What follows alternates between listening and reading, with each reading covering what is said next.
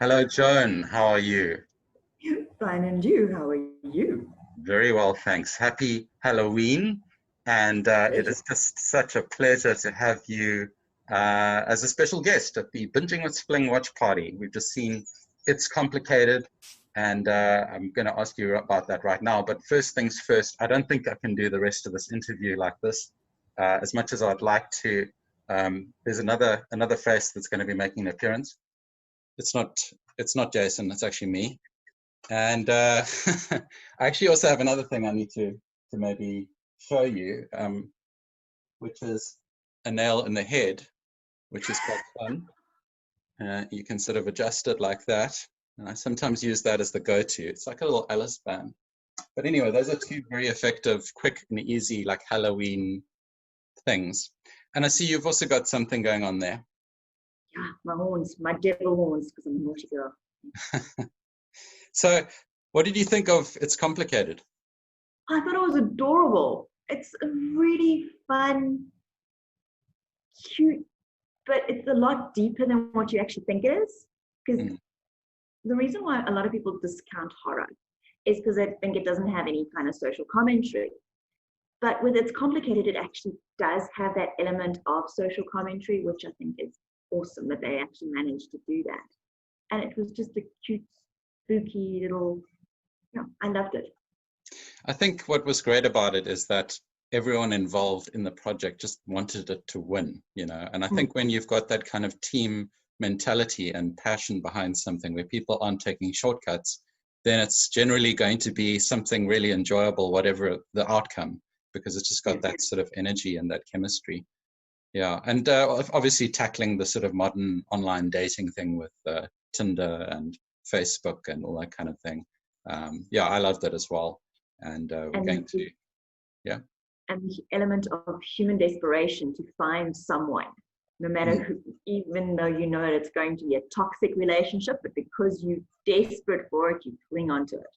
Yeah, and forcing the puzzle piece that probably shouldn't have, that arrived in the puzzle box by magic. Yeah. So, yeah, I mean, great film, and Grant de Sousa, sorry, is a really sharp director, and I'm actually having we actually had a chat before this. I'm sure you would have seen it now. But yeah, what kind of getting more into, you're an author, and you specialize in horror, and what led you to become an author, and why did you choose horror as your genre? People always ask me that, and I'm never entirely sure how to explain it. I mean, I started writing when I was little. I used to, in primary school, I would come up with these little things and I'd make all the kids in my class read it. But the horror thing, that I never actually saw coming. That came later in life. I started writing what I thought would be the great African story, and next thing I know, everyone's dying really, really badly, and it's very violent, and I'm realizing maybe that's where I just naturally progress towards. And every time I try to write something in a more mainstream sort of genre, I guess, it ended up being a horror novel. So it just seems to come naturally. So that sinister edge just kind of creeps up on you. You could even write a novel about that, actually, as an author, from that perspective of this thing that's actually this kind of shadowy thing that keeps wanting you to go there. Yeah, because everyone kept saying, why can't you write something sweet, like a romance or something? Like I tried really hard. Zombies just ended up marching through it. Yeah. That would actually be hilarious. You could make it a horror comedy where you sort of build it to a point where you're like, okay, I'm on this track to making this romance and Nicholas Sparks type thing work. And then suddenly, like horror just enters the picture and like ruins it all for everyone. I mean, that would be an amazing film. Pretty much. And you could even maybe do it as a series of short films where it's in each different genre. You've got like a very sort of upbeat, like fun, sassy comedy about some people in like New York, like that Friends sort of situation, that all buddies. And then there's like a bloodbath massacre. Some slasher comes in and sort of takes them all out. I mean, like that actually is, it's macabre, but it works, I think. Well, I always pictured I've got this muse. You know, we all writers, we picture our muse in a certain way, and mine is a demon who just sits there and like just kind of like forces it to just be violent and nasty and yeah, but he's very sarcastic and snarky. Mm-hmm. I suppose it's a nice way just to kind of vent, and like when you can go there, it's that whole, the reason that our imaginations are so powerful, and how we can sort of steer towards the world of fantasy and sort of play out these kind of things. Yeah, and I just think a lot of people, like they say, when you're a child, your imagination levels like skyrocketing, and as you get older, that sort of shrinks. And I think adults should be much more be making much more of a conscientious effort to keep the child inside alive. At least that's what I'm trying to do, and allow their imagination to grow, and not be like, oh right, I need to start adulting now, I need to get a job, I need to like sit in traffic every day, you know, that kind of thing. But it's also another reason why I write horror, is it is a way of kind of making sense of what people do to each other. Because I have a hard time wrapping my head around, because I mean, you just have to open any website, newspaper, or see what's going on in the world, and the stuff that people do to each other, it's mind-boggling that we are capable of those kinds of deeds. So it's, I guess it's my way of trying to make sense of how we do that. And it's quite funny because the idea of movies and escapism is for us to try and get away from our realities. But often we are kind of reflecting those realities when we go to the film anyway. And like what Helen Mirren said about what she does, she sometimes goes in the subway to just observe people, because she just thinks that life is so much more interesting than anything we could sort of dream up, like in terms of building characters, I suppose, more of a focus on acting there. So how many novels have you written, and which one would you say you're most proud of? Ooh, that's a hard one. It's like asking a parent to choose their favorite child. Or you could, okay, I mean, like you can do it the way you want to. If you've got like 2 or 3, then that's fine as well. Well, I've got 3 full-length novels, and I have got quite a few novella-length books that are out there. 6 of which are in a series, which aren't really horror though. They're more really just twisted thrillers. And then, oh, but I think the one that I'm really, really proud of would probably be my first novel. Well, the first one I published, which was Shadows. And one of the main character in it, well, the antagonist, I guess you would call him, is how I also see my muse. It's a character called Jack. He's just this demonic, but he's also really funny. So he's demonic and evil, but incredibly funny and sarcastic, and just he makes the poor main character's life absolute hell. But it actually started off with a nightmare, strangely enough. I had this crazy, nasty dream that woke me up in the middle of the night, and I had heart palpitations. And once I'd calmed myself down, I went, that would actually make a pretty good book. And it just started with that as the first scene. Well, you say your muse's first name is Jack. I think I know the surname, Nicholson, because because the evil and the funny that kind of go together, that kind of matches his whole vibe. Yeah. Okay. And I know that obviously people can get more information at joandelahaye.com, but where can they find your stuff if they want to read it? Pretty much wherever ebooks are sold. You can get it on Amazon, you can get it on Apple Books, you can even get it on Google Play.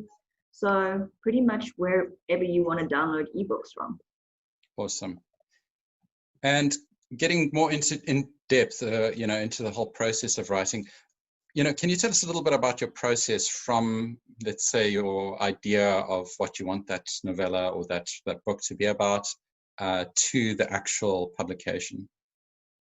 Okay, I'm what they call an indie author, so I do it all myself.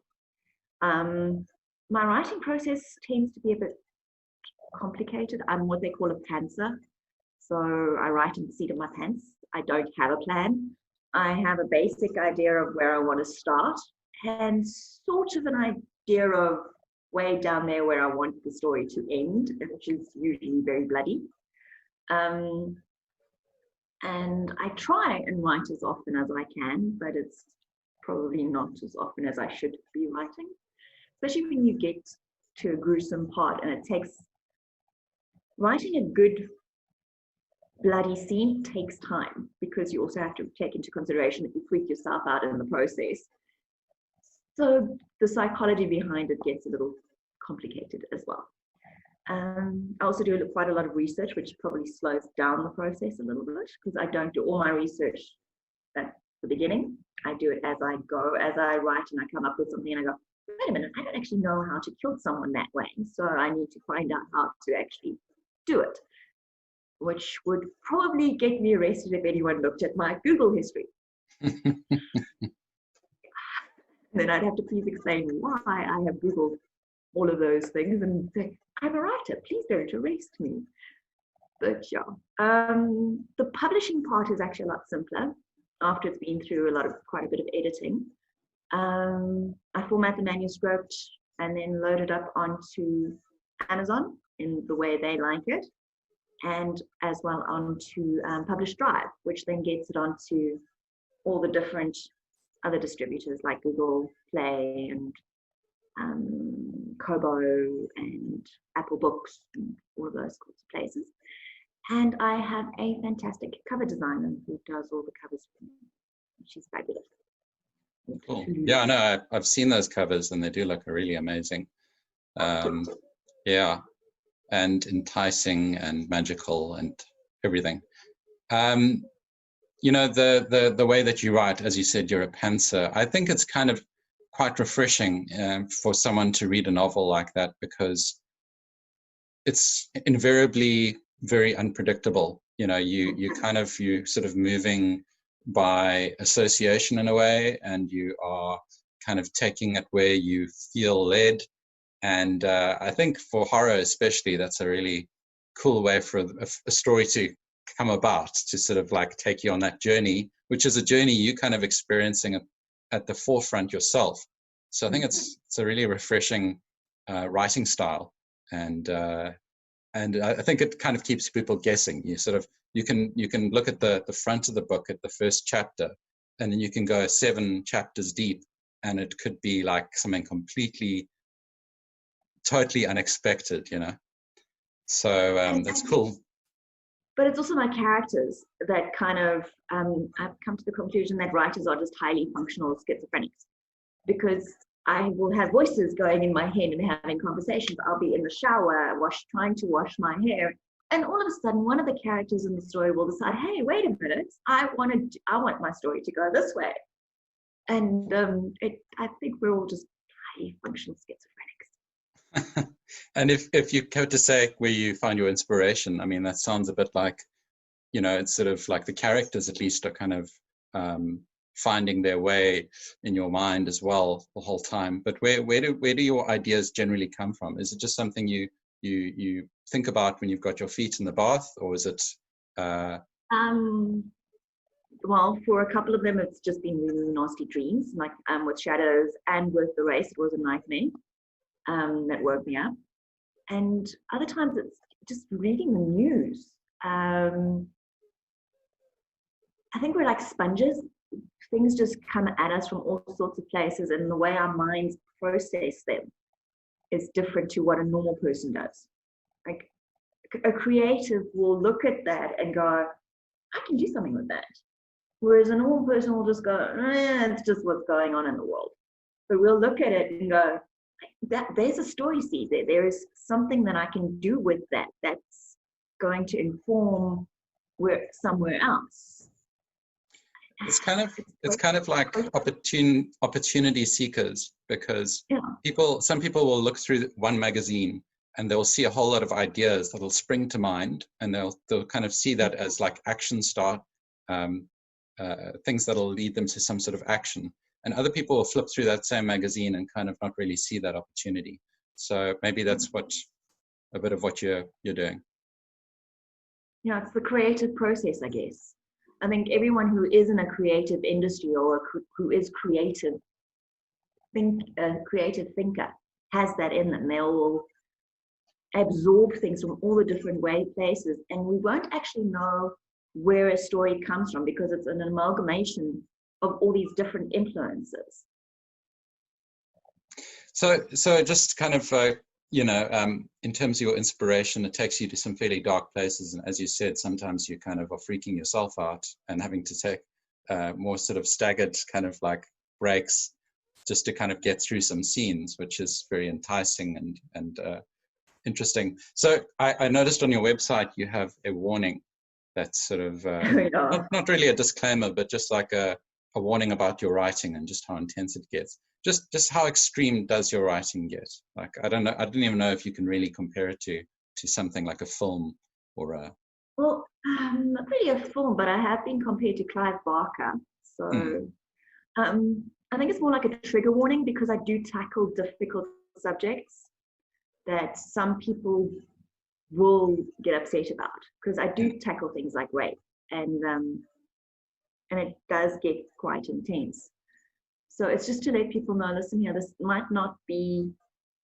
isn't going to be safe. This is going, if you've got something that's going to trigger you, I'm probably going to do that. Yeah. I will push those buttons. So, So it's kind of just saying, prepare to be provoked. It's provocative writing. Yeah. Okay. Yeah, it's not safe. It's not everyone's cup of blood tea. Yeah, pretty much. And I see that you've got a regular blog feature where you cover some of the weird stuff that interests you. What can you tell us about 2 or 3 places or things that have really creeped you out, seeing that it's Halloween? There was a chateau in France that I did a story about where they've got what they call the white woman, or woman in white. The things that they did to this poor woman, historically speaking, were just horrendous. No wonder she ended up as a ghost and haunted the chateau. They bricked her up or buried her alive for apparently just shaming the family name. And so now every full moon, you can see this woman walking around the roof of the chateau. So it's. I think what mostly freaked me out was what they did to her. Not her haunting the place, but what they did to cause her to haunt it. I mean, who simply buries a woman alive or bricks her in the wall? Who does that? Yeah. I mean, like, that reminds me of a couple of stories from South Africa with people's body parts being found in walls and stuff like that. Especially, I think, when it comes to traditional sort of witch doctor type stuff, where body parts are kind of seen as a way to fix certain issues. And I remember watching a film about albinism and how these people become targets of these kind of practices, and actually, it's just horrific, actually. Who are some of your favorite authors? I remember seeing, you said Clive Barker. I don't know if that's one of your favorites, but maybe slight inspiration or influence. Yes, and then of course Stephen King is everyone's favorite. Yeah. And Dennis Weekley. I don't know if you've ever read anything by Dennis Weekley. He's from way back in the day. He actually is one of the authors that got me started on reading horror. My dad had this massive collection of old Dennis Weekley books. And he was really the one who actually got me started on the whole horror genre. Because it's more subtle. It's not full on like schlock. He weaved the horror into like adventure stories or something. And okay, with Stephen King, what I always find fascinating, especially how he relates to the film world, is just how many of his short stories have actually been adapted into feature films. Like a lot of people won't know that The Shawshank Redemption is actually a Stephen King short story, and Green Mile is another Stephen King story that became a film. And he's just so, I mean, he must have like 50 of his novels that have been adapted to film. It just goes deep, yeah. And also the Bachman books as well. That are so interesting as well, that he wrote them under a pseudonym. But everyone knows it's him. And his writing is such a rich tapestry for the horror genre. Yeah, it's kind of takes it kind of is grand horror in a way. I suppose that's kind of why The Shining was what it was. But with The Shining, it's interesting as well that Stephen King wasn't very happy with Stanley Kubrick, because at the end of Stanley Kubrick's film, the Overlook Hotel freezes over, and it actually was meant to burn down. That's one thing that really bothered him. And I love Stanley Kubrick's The Shining, as many people do. It's kind of like regarded as most people's #1 horror, and such an epic film at 2.5 hours as well, and just so captivating, and just the way it was filmed, and yeah, it's amazing. But it was quite interesting how in the sequel, which was kind of a prequel as well, they actually decided to burn it down. So it was almost like, because Stephen King was more involved and probably had a lot more power, or at least learned his lesson from the original, he was able to kind of force that issue to be like, you know what, Stanley, I got it anyway. So just get back in your box, in your coffin right now. And yeah, so correcting history or something weird like that still holds up, yeah. No. And just coming back to this is like the last question. Are there any tricks that you have for budding authors who are struggling to just kind of sit down and focus and get writing? Classic story. There are no magic bullets. You basically just have to put your bum in the seat and actually just write. There is no little trick to it. It really is just doing the work. Two things I've heard of before from some authors. There's this app called Forest app, which basically you put it on your phone, and when you want to start writing, you actually, or anything, any focused task, you notice that this little forest starts growing, and it gets more and more lush and bigger the longer you leave your phone alone. And our phones are so sort of like an extension of us that they are often so distracting. And that's the one thing that this guy does. And the other thing that he does, which is quite terrifying for authors, I suppose, specifically, is that he uses this app that he will start typing, and he has to keep typing. If he pauses for more than 15 seconds, it immediately starts clearing all his work that he's got up to that point. So it actually forces him to just, whatever it is, like just keep working. So he's a bit, he's a bit insane in those ways, but I think you probably just have to find whatever sort of does it for you, Yeah, but that's why I say there is no, you have to do what works for you, but you have to put your bum in the seat, and you have to put those words on the page. Otherwise, it's not going to happen. And also, you can't edit a blank page. So better something to work with than nothing at all. Yeah. And sometimes those little bits and pieces lead to better things. Yeah. Also, the thing is, people get fixated on perfect. There is no such thing as perfect. Like, you have to just put those words on that page and get going. I do a bit of script editing for screenplays, and so I've got this website, reviewmyscript.com, and I've written about a couple of things when it comes to the idea of writer's block and all of these kind of things, and how to make it work. Yeah, so that's how I came across one or two little things that seem to work for some people. And other people can just go into a coffee shop that's completely busy and bustling, and actually kind of, it's like white noise or something to them, and be able to actually get some work done, rather than in a quiet room, which works for other people. So it's personal style, I suppose. Yeah, but in the end, you still got to do that work. Exactly.